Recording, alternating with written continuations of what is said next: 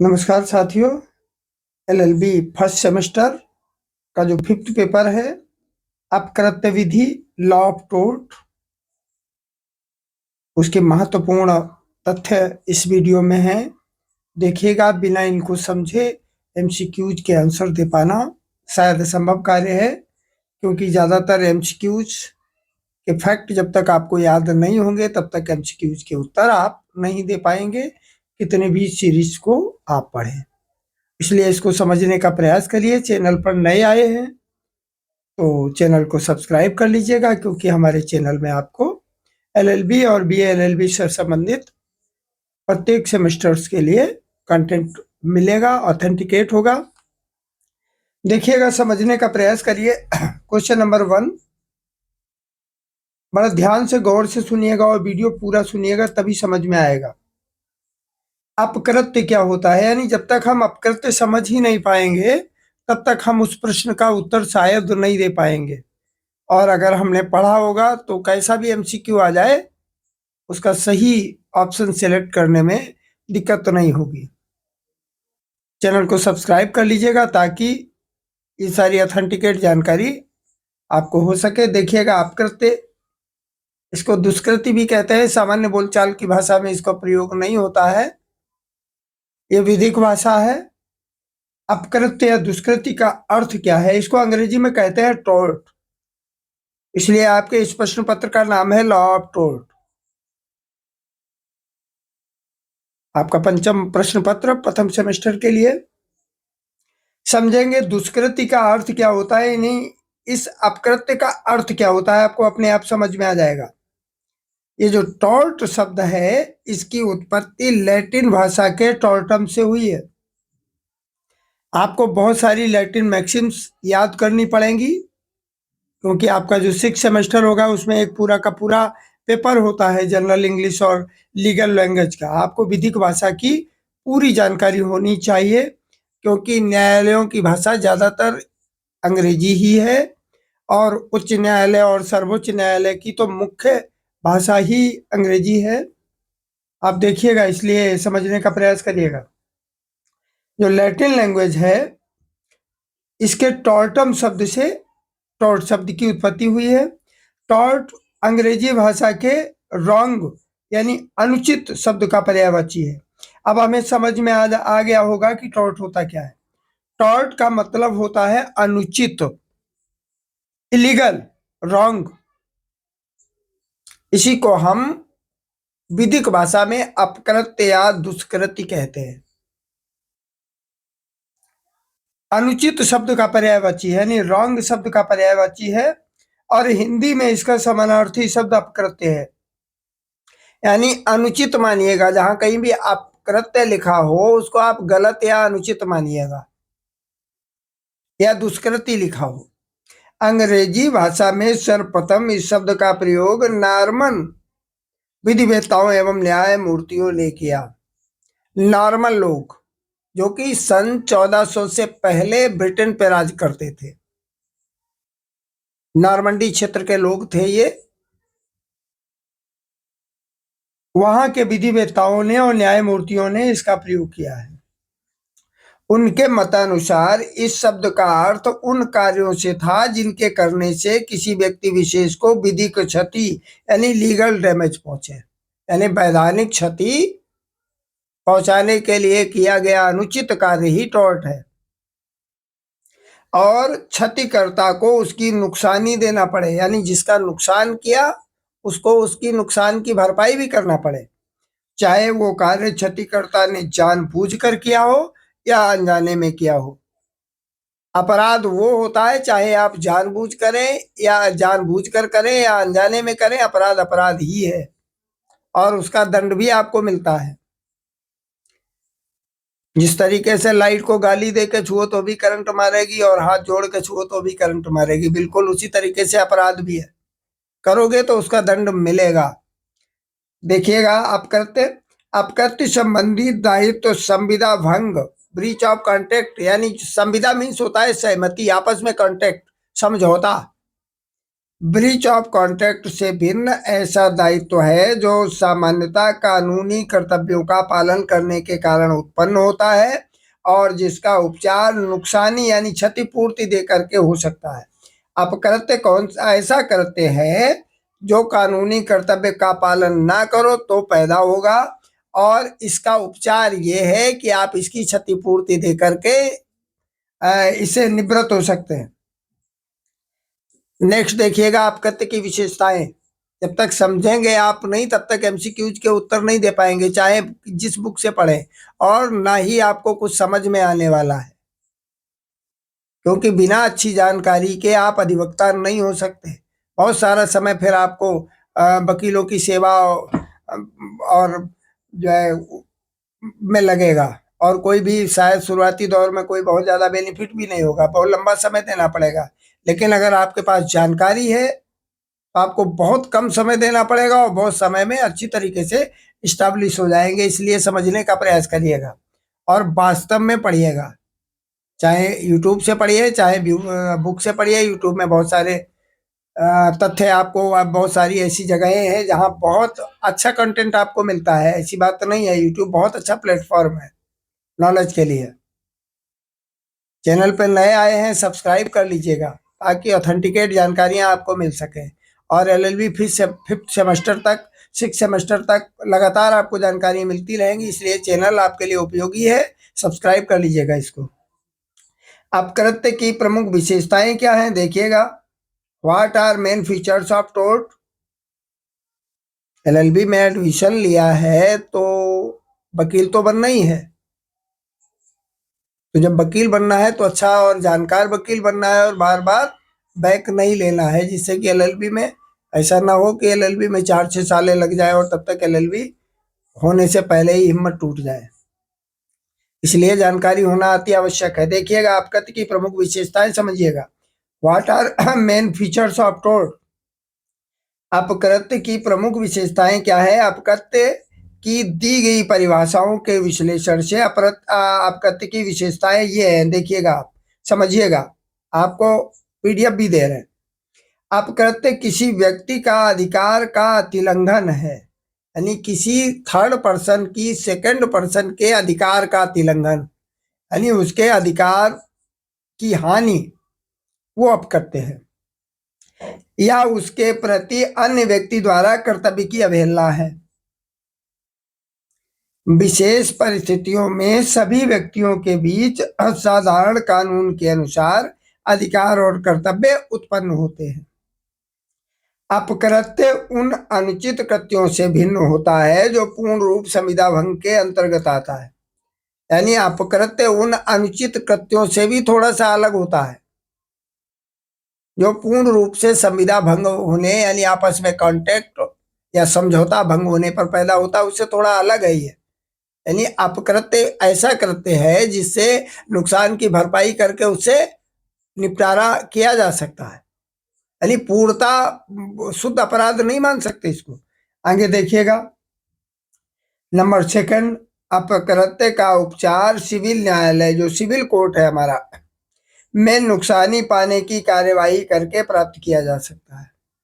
यानी इसका जो उपचार है, यानी इसका जो इलाज है, वो आप सिविल कोर्ट में उसके लिए दावा कर सकते हैं और उचित कार्यवाही होगी और आपको आपकी नुकसानी मिल जाएगी।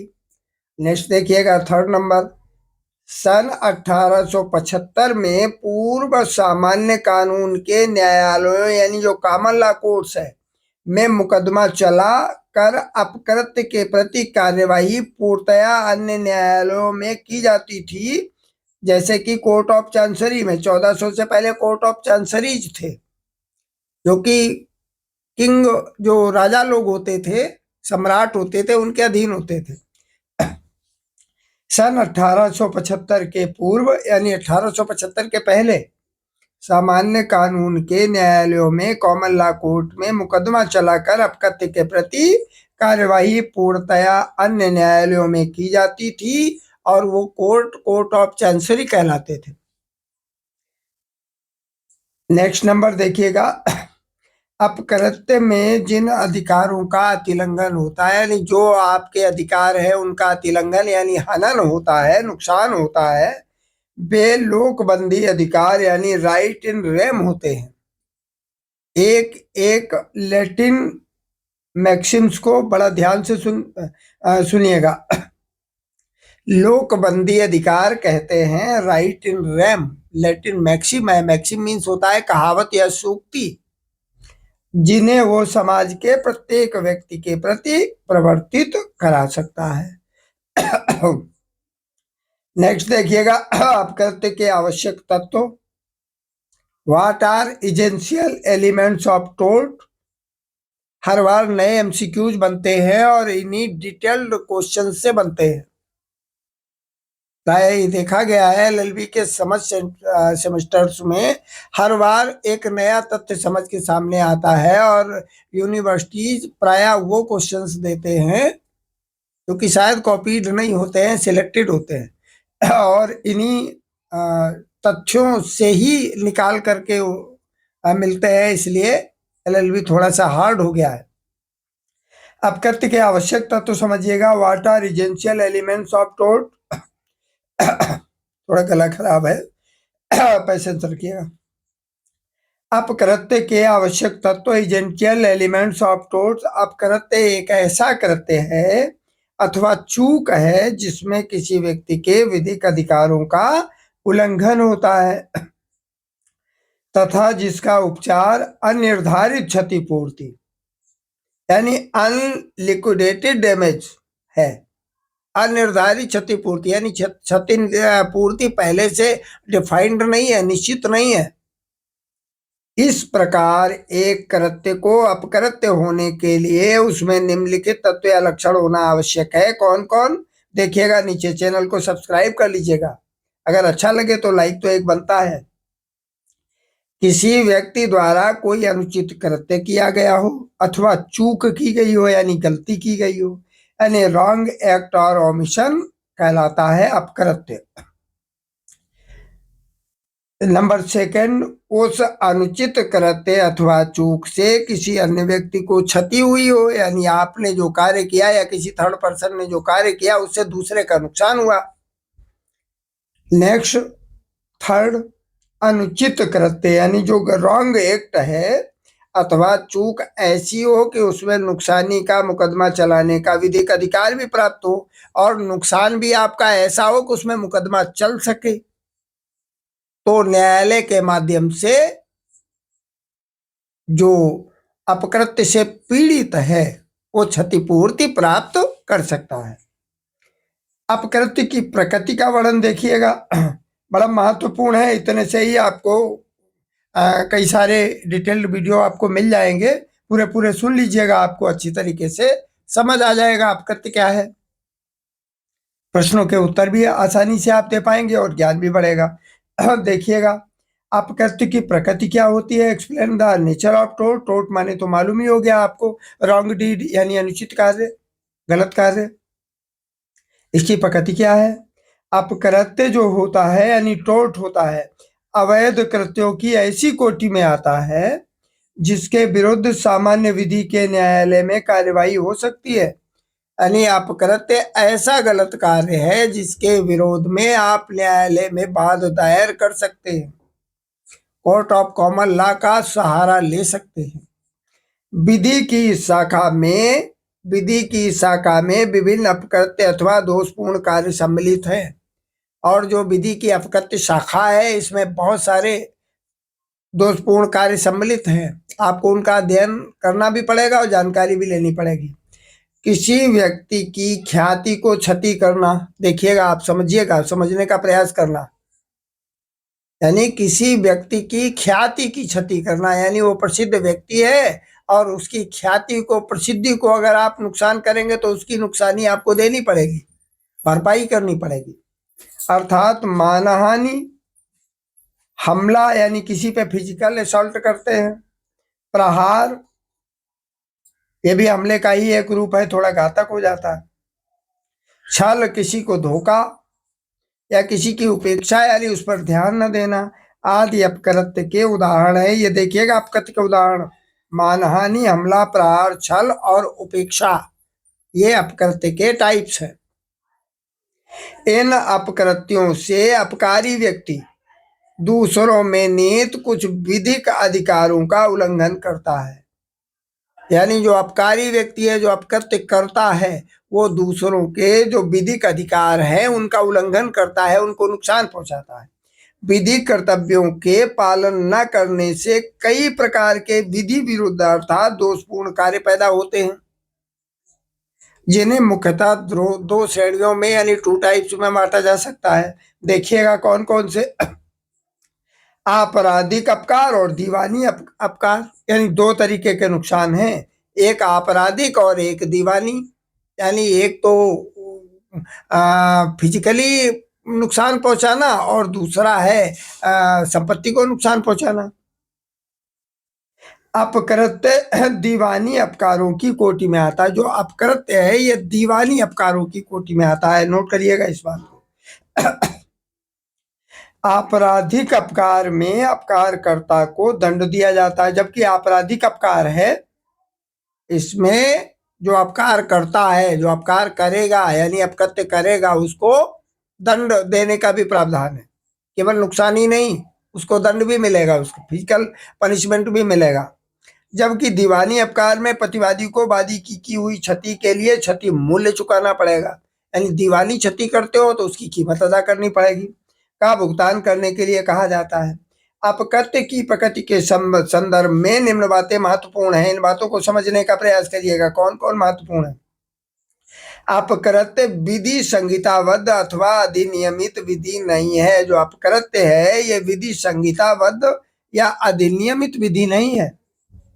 नंबर 2 देखिएगा, अपकृत्य विधि न्यायिक कार्यवाहियों पर आधारित है। जो हमारी अदालती कार्यवाहियां हैं इन पर डिपेंड करती है।